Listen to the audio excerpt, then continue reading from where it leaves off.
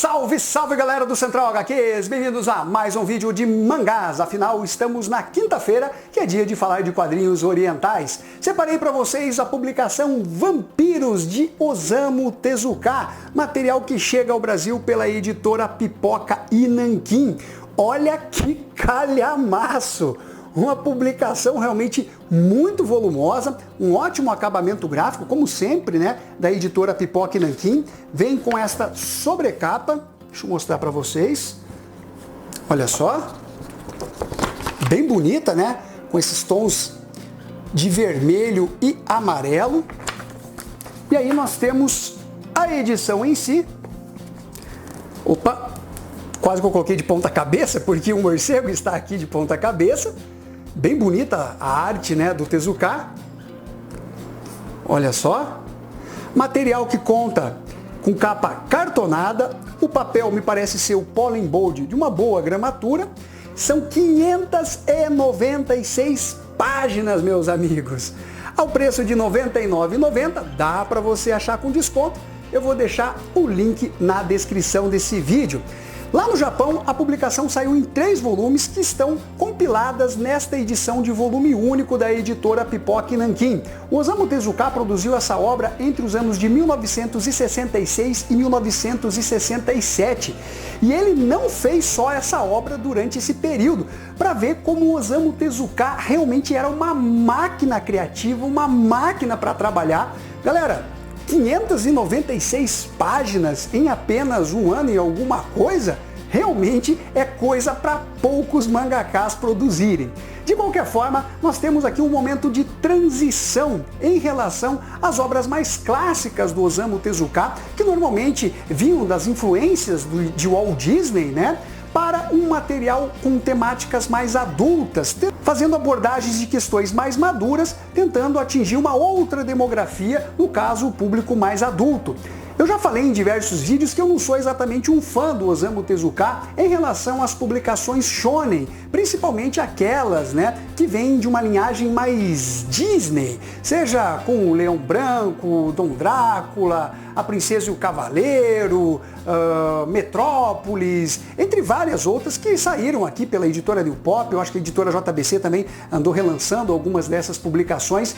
Não são exatamente materiais que me apetecem, que prendem a minha leitura. Obviamente tem todos os méritos, ele construiu, né, a sua carreira, pelo menos inicialmente, trabalhando, né, com esse público mais infanto-juvenil, o que criou inclusive um estilo mais tezukiano, né, na hora de narrar as suas histórias, até que chegamos nesse mangá, onde o Osamu Tezuka ele tenta também se provar como um escritor que não fica limitado às histórias infanto-juvenis, mas também, né, tentando, né, novas experiências, abordando temáticas mais adultas, muito influenciado pela onda ali do Gekiga, né, com os seinens e tudo mais.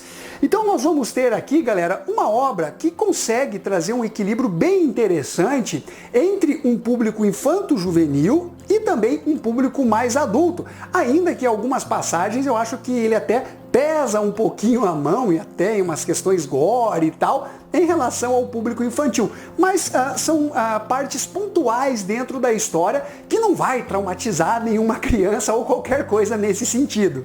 Bom, com relação à sinopse da publicação, a história é ambientada no Japão, onde nós somos apresentados ao Topei, que é um garoto que acabou fugindo ali da sua vila e vem buscar a sorte trabalhando para Osamu Tezuka. Sim, o próprio Osamu Tezuka, ele se retrata dentro dessa publicação, ele quebra aquela quarta parede, conversa com o leitor, e são as passagens mais cômicas e divertidas desse mangá, onde ele traz todo um alívio com questões um pouco mais pesadas, e esse garoto, Topei, ele guarda um grande segredo. Ele tem a capacidade de se transformar em lobo, e todas as pessoas lá do seu vilarejo também têm essa capacidade, e eles se auto-intitulam vampiros.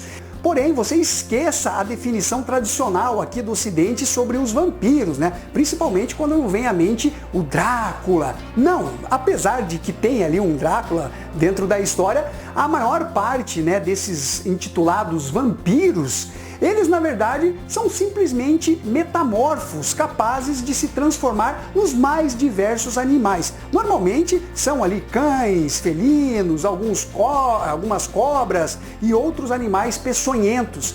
Esse garoto, que por um lado é muito ingênuo, bondoso, quer realmente trabalhar com o Osamu Tezuka no estúdio de animação, né, desse deus dos mangás, ele tem o lado que é o selvagem, onde eventualmente ele pode até mesmo matar pessoas. Esse lado do mal que acaba tomando conta e se torna meio instintivo, irrefreável. Então mesmo, né, você vendo o Topei na sua forma humana, daquele garoto bonzinho, que conversa bem, que está trabalhando, quando acaba se transformando, você tem que tomar todos os cuidados.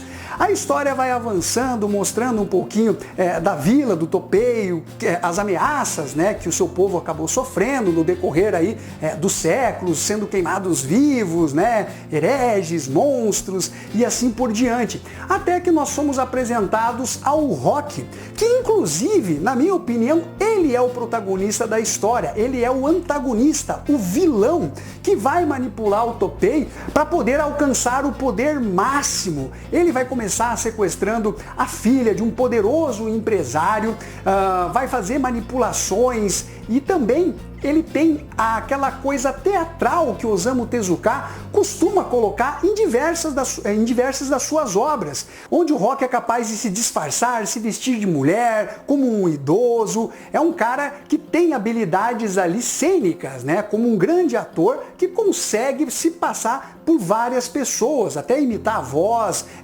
o trejeito, o físico, o modo de se vestir e assim por diante. Então o Rock, ele é um grande manipulador. E ao contrário desses metamorfos que tem um lado selvagem, ele nem precisa exatamente se transformar. A maldade, ela está dentro dele. Então é um personagem retratado pelo Osamu Tezuka na sua mais pura maldade. E ele não tem limites para alcançar, obviamente, esse poder. A história avança mostrando o encontro do Rock com o Topei e existe ali uma tradição, né, da Vila dos Vampiros, onde se eventualmente um deles acaba sendo salvo por uma pessoa, meio que vira um serviçal dela, deve-se obediência. E o Rock, obviamente, vai utilizar do Topei para cometer os mais diversos crimes, até o sequestro, né, dessa garota, filha de um homem muito poderoso e rico, para poder ascender ao poder. A história, galera, ela tem elementos Disney, principalmente no aspecto artístico, o que deixa as coisas mais leves em relação às temáticas que são abordadas pelo Osamu Tezuka. E além disso, o leitor percebe que muitas ideias que aqui são desenvolvidas não de uma forma mais longa, mas sim pontual, que ele vai reaproveitar em outras histórias, como Mu, Psicopatia Profana, como em Ayako, Recado Adolf. Então nós temos aqui vários protótipos de ideias, algumas que, no meu entender, não funcionam tão bem. Ele, inclusive, em Mu, a Psicopatia Profana, o vilão daquela história, quando vai matar uma determinada pessoa, ele faz todo um cálculo da rota que ele vai seguir de carro e no exato momento que ele passar em determinado ponto, uma grande tragédia, um acidente vai acontecer. E aqui ele faz isso 2 vezes. E na minha opinião, é bem forçado, bem forçado. E você percebe também, né, nessa transição entre o infantil e o adulto ali se mesclando, que o Osamu Tezuka, ele já não tem a mesma preocupação em termos de fechar pontas ou dar uma maior coerência para a trama em relação às suas obras mais famosas, né? Que no caso são Recado Adolf, Ayako, onde você tem ali temáticas bem pesadas e todo um cuidado do Osamu Tezuka em trazer determinadas explicações para que não haja dúvida do que realmente está ocorrendo. Aqui em Vampiros existem várias facilitações de roteiro, coisas que não são exatamente bem explicadas, os exageros, Mas aí você entende porque também é uma obra voltada para o público infanto-juvenil. Então ele meio que não se preocupa em trazer realmente grandes explicações para determinadas coisas que estão acontecendo dentro da história. Além disso, vários personagens aleatórios começam a surgir na história de uma forma muito conveniente, né? O amigo, né, do Rock que de repente surge ali e eles têm uma grande amizade desde a infância e é a única pessoa que realmente traz um lado mais empático, mais bom, né, em relação ao vilão, que, como eu disse, eu considero o protagonista da história, o Rock. E ficou uma coisa meio, sabe, não tem, o personagem age de uma forma sempre, aí surge esse amigo do nada e ele já tem ali um lado mais sensível, um lado mais humanitário.